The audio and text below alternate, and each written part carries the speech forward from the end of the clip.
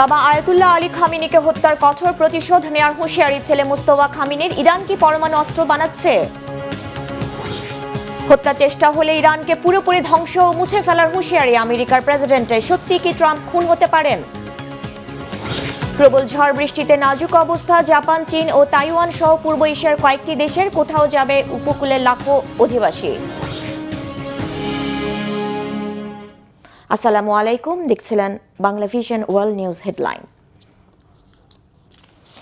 এবার বাবা ইরানের প্রয়াত সর্বোচ্চ ধর্মীয় নেতা আয়াতুল্লাহ আলী খামিনিকে হত্যার কঠোর প্রতিশোধ নেয়ার কড়া হুঁশিয়ারি দিয়েছেন ছেলে। দেশটির বর্তমান সর্বোচ্চ নেতা মুস্তফা খামিনি বললেন, আলী খামিনি নিষ্পাপ ও পবিত্র রক্তের শোধ তোলা হবে। আয়াতুল্লাহ আলী খামিনির দাফনের পর এই প্রথম এত কড়া হুমকি দিলেন মুস্তফা খামিনি। এমন পরিস্থিতির মাঝে মার্কিন সংবাদ মাধ্যম সিএনএন এক প্রতিবেদনে জানিয়েছে, ইরান আবারও পারমাণবিক স্থাপনা মেরামত ও নির্মাণ শুরু করেছে। এই চাঞ্চল্যকর তথ্য সামনে আসার পর প্রশ্ন উঠেছে, ইরান কি এবার সত্যিই পরমাণু অস্ত্র বানাবে? নাইম আহমেদের ডেস্ক রিপোর্ট। এবার বাবা হত্যার চরম প্রতিশোধ নেয়ার কড়া হুঁশিয়ারি দিয়েছেন ইরানের প্রয়াত সর্বোচ্চ ধর্মীয় নেতা আয়াতুল্লাহ আলী খামেনির ছেলে, দেশটির বর্তমান সর্বোচ্চ নেতা মোস্তফা খামেনি। বাবা আলী খামেনি হত্যার পর এই প্রথম এত কড়া ভাষায় হুমকি দিলেন তিনি। নিরাপত্তার কারণে বাবার জানাজা ও দাফনে অংশ নিতে না পারা মোস্তফা খামেনি বাবার নিষ্পাপ রক্তের প্রতিশোধ নেয়ার অঙ্গীকার করেন। আয়াতুল্লাহ খামেনির জানাজায় লাখ লাখ মানুষের উপস্থিতিতে কৃতজ্ঞতা জানিয়ে বলেন, প্রতিশোধই ইরানি জাতির ইচ্ছা, যা জানা যায় সাধারণ ইরানিদের উপস্থিতি প্রমাণ করে। আয়াতুল্লাহ আলী খামেনির জানাজা ও দাফনের পর এই প্রথম এলো ছেলে মোস্তফা খামেনির লিখিত বক্তব্য। গেল ফেব্রুয়ারিতে ইসরায়েল ও আমেরিকা বিমান হামলা চালিয়ে আয়াতুল্লাহ আলী খামেনিকে হত্যার পর থেকেই লোকচক্ষুর আড়ালে ইরানের বর্তমান সর্বোচ্চ ধর্মীয় নেতা মোস্তফা আলী খামেনি। এরই মধ্যে মার্কিন প্রেসিডেন্ট ডোনাল্ড ট্রাম্পও নিজের নিরাপত্তা নিয়ে শঙ্কা জানিয়েছেন। তবে নতুন করে ইরান ও আমেরিকার মধ্যে সংঘাত শুরুর পর তেহরানের অবস্থান আগের চেয়েও কঠোর হয়েছে। বৃষ্টির মতো হামলা চালিয়ে রীতিমতো বিধ্বস্ত করে দিয়েছে মধ্যপ্রাচ্যের বিভিন্ন দেশে থাকা মার্কিন ঘাঁটি ও স্থাপনা। আর এমন পরিস্থিতির মাঝেই মার্কিন প্রভাবশালী সংবাদ মাধ্যম সিএনএন জানিয়েছে, যুদ্ধবিরতির মধ্যে পারমাণবিক স্থাপনা মেরামত করেছে ইরান। ওয়াশিংটন ভিত্তিক গবেষণা প্রতিষ্ঠান institute for science and international এর সহায়তায় স্যাটেলাইট চিত্র বিশ্লেষণ করে সিএনএন জানায়, তেহরানের দক্ষিণ পূর্বে অবস্থিত পারচিন সামরিক কমপ্লেক্সের ভেতরের তালেগান 2 এলাকায় নতুন করে নির্মাণ ও মেরামতের কাজের আলামত পাওয়া গেছে। জুনের শেষ সপ্তাহ এবং জুলাইয়ের শুরুতে ধারণ করা ছবিতে বোমা হামলায় তৈরি হওয়া গর্ত ঢেকে ফেলা এবং ক্ষতিগ্রস্ত অংশে নতুন কাঠামোগত কাজের চিহ্ন দেখার দাবি জানিয়েছে সংবাদ মাধ্যমটি। প্রতিবেদনে আরও বলা হয়, ইস্পাহানের কাছে অবস্থিত পিক এক্স মাউন্টেন নামে পরিচিত একটি সন্দেহভাজন ভূগর্ভস্থ পারমাণবিক স্থাপনায়ও যানবাহনের চলাচল বেড়েছে। বিশ্লেষকদের ধারণা, সেখানে সুড়ঙ্গের ভেতরে সরঞ্জাম স্থানান্তর বা মেরামতের কাজ চলতে পারে। যদিও এসব কার্যক্রমের প্রকৃত উদ্দেশ্য সম্পর্কে কোনো স্বাধীন নিশ্চিত তথ্য প্রকাশিত হয়নি। অন্যদিকে সিএনএনের প্রতিবেদনে বলা হয়েছে, ইরানের প্রধান পারমাণবিক স্থাপনা ইস্পাহান, ফোর্দো এবং নাতানজে এখন পর্যন্ত উল্লেখযোগ্য নতুন নির্মাণ কাজের স্পষ্ট প্রমাণ পাওয়া যায়নি। একই সাথে কয়েকটি ক্ষেপণাস্ত্র সংরক্ষণ কেন্দ্রেও মেরামতের কাজ চলার ইঙ্গিত মিলেছে বলে দাবি করা হয়েছে। তবে এ ব্যাপারে কোনো আনুষ্ঠানিক প্রতিক্রিয়া জানায়নি তেহরান। এই স্যাটেলাইট চিত্র এমন এক সময়ে প্রকাশ পেয়েছে যখন যুক্তরাষ্ট্র ও ইরানের মধ্যে নতুন করে সংঘর্ষ ও উত্তপ্ত বাক্য বিনিময় চলছে। একে অপরের বিরুদ্ধে যুদ্ধবিরতি ভঙ্গের অভিযোগ তুলছে ইরান ও আমেরিকা। সামাজিক যোগাযোগ মাধ্যমে মার্কিন প্রেসিডেন্ট ডোনাল্ড ট্রাম্প দাবি করেন, দুই পক্ষের মধ্যে নতুন করে আলোচনা চললেও যুদ্ধবিরতি কার্যত শেষ হয়ে গেছে। জবাবে ইরানের পররাষ্ট্রমন্ত্রী আব্বাস আরাকচি বলেন, তেহরান এখন পর্যন্ত নিজেদের প্রতিশ্রুতি রক্ষা করেছে। তথাকথিত মার্কিন অর্থমন্ত্রীর মতো নয়, যিনি সমঝোতা স্মারকের 9 নম্বর অনুচ্ছেদ লঙ্ঘন করেছেন। সমঝোতা স্মারক অনুযায়ী চূড়ান্ত কোনো চুক্তি না হওয়া পর্যন্ত ইরান তার বর্তমান পারমাণবিক কর্মসূচির অবস্থা অপরিবর্তিত রাখবে। এছাড়া ইরানের উপর যুক্তরাষ্ট্র নতুন কোনো নিষেধাজ্ঞা আরোপ করবে না এবং এ অঞ্চলে অতিরিক্ত সামরিক বাহিনীও মোতায়েন করবে না বলে শর্ত জুড়ে দেয়া আছে। নতুন সংঘাত বন্ধ ও হরমুজ প্রণালী নিয়ে আবারও আলোচনা শুরু করতে যাচ্ছে দুই দেশ। এরই মধ্যে ওমানে পৌঁছেছেন ইরানের পররাষ্ট্রমন্ত্রী আব্বাস আরাকচি। এছাড়া আলোচনায় যোগ দিতে পারেন মার্কিন ভাইস প্রেসিডেন্ট জেডি ভ্যান্স। নয়া আলোচনার শুরুতেই আমেরিকা শর্ত দিয়েছে, হরমুজ প্রণালী সব ধরনের বাণিজ্যিক জাহাজ চলাচলের জন্য উন্মুক্ত থাকবে এবং বাণিজ্যিক জাহাজে আর কোনো হামলা হবে না, এমন প্রতিশ্রুতি প্রকাশ্যে ইরানকে দিতে হবে। আর হরমুজ ইস্যুতে ইরান কোনো ছাড় দেবে কিনা, কতটুকু দিবে সেটাই দেখার। Naim Ahmed, Bangla vision news desk. এদিকে মুস্তফা খামেনির এই হুমকির কয়েক ঘন্টা আগেই মার্কিন প্রেসিডেন্ট ডোনাল্ড ট্রাম্প শঙ্কা প্রকাশ করে জানান তাকে হত্যা করা হতে পারে। তাকে হত্যার যে কোনো প্রচেষ্টা বা ষড়যন্ত্র হলে ইরানকে সম্পূর্ণ ধ্বংস ও নিশ্চিহ্ন করে দেওয়ার হুঁশিয়ারি দেন মার্কিন প্রেসিডেন্ট। আর ইরানের বিরুদ্ধে ব্যাপক সামরিক হামলা চালাতে মার্কিন সেনাবাহিনীকে 1000 মিসাইল প্রস্তুত রাখার নির্দেশ দিয়েছেন প্রেসিডেন্ট ট্রাম্প। সত্যিই কি তিনি গুপ্ত হত্যার শিকার হতে পারেন? কি বলছেন বিশ্লেষকরা? শহীদ আরাফাতের ডেস্ক রিপোর্ট।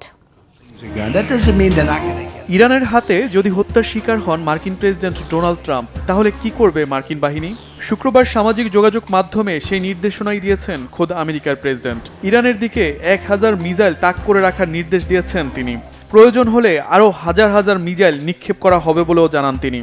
ডোনাল্ড ট্রাম্পের মতে এসব হামলার মাত্রা এতটা ভয়াবহ হবে যে যা আগে কখনো চোখে দেখেনি ইরান। হঠাৎ কেন নিজের জীবন নিয়ে এতটা শঙ্কায় মার্কিন প্রেসিডেন্ট? সত্যি কি গুপ্ত হত্যার শিকার হতে পারেন তিনি? গেল কয়েকদিন ধরেই ইসরায়েলের গোয়েন্দারা দাবি করছে ডোনাল্ড ট্রাম্পকে হত্যার পরিকল্পনা করছে ইরান। জীবন নিয়ে শঙ্কার বিষয়ে ডোনাল্ড ট্রাম্প নিজেও মুখ খুলেছেন, জানিয়েছেন ইরানের 1 নম্বর হিট লিস্টে আছেন তিনি। বিশ্লেষকরা হত্যার হুমকি নিয়ে প্রেসিডেন্ট ট্রাম্পের আতঙ্কের পেছনে 3টি প্রধান কারণ তুলে ধরেছেন।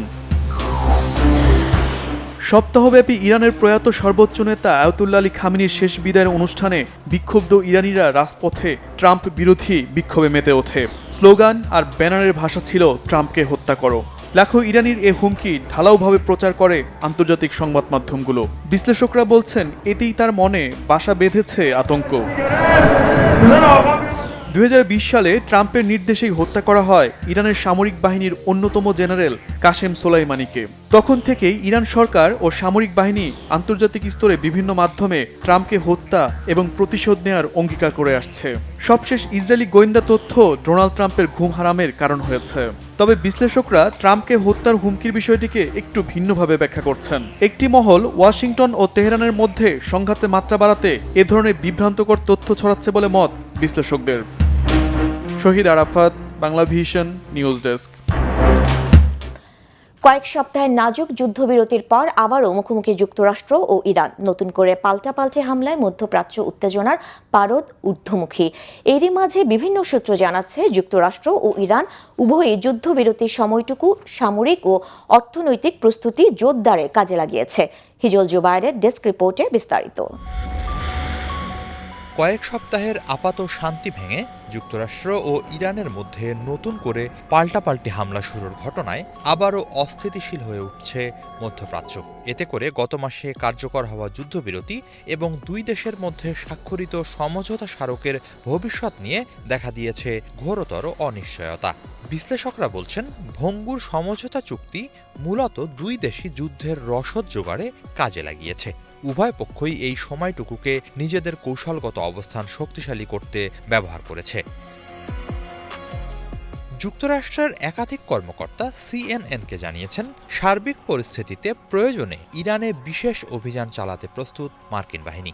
আরব সাগরে অবস্থানরত যুক্তরাষ্ট্রের বিমানবাহী রণতরী আব্রাহাম লিঙ্কনে থাকা যুদ্ধ বিমানগুলোতে অস্ত্রশস্ত্র সাজানো হচ্ছে বলে জানা গেছে। অন্যদিকে যুদ্ধবিরতি শুরুর পর থেকেই ইরান নিজেদের অস্ত্রভাণ্ডার পুনর্গঠনে কাজ করছে। একই সাথে ক্ষেপণাস্ত্র, ড্রোন সহ সামরিক সরঞ্জামের উৎপাদনও বাড়িয়েছে তারা। অভ্যন্তরীণ সূত্রগুলো নানা সময়ে এসব কথা জানিয়েছে। পশ্চিমা গোয়েন্দা সূত্রগুলো একই ধারণা পোষণ করছে। এছাড়া এ সময়ে বিপুল তেল রপ্তানি করে আর্থিক ভার লাঘব করেছে তেহরান। আল জাজিরাকে অর্থনীতিবিদ জাভেদ হাসান বলেছেন, যুদ্ধবিরতির সময়কে ওয়াশিংটন ও তেহরান ভিন্ন ভিন্ন উদ্দেশ্যে কাজে লাগিয়েছে।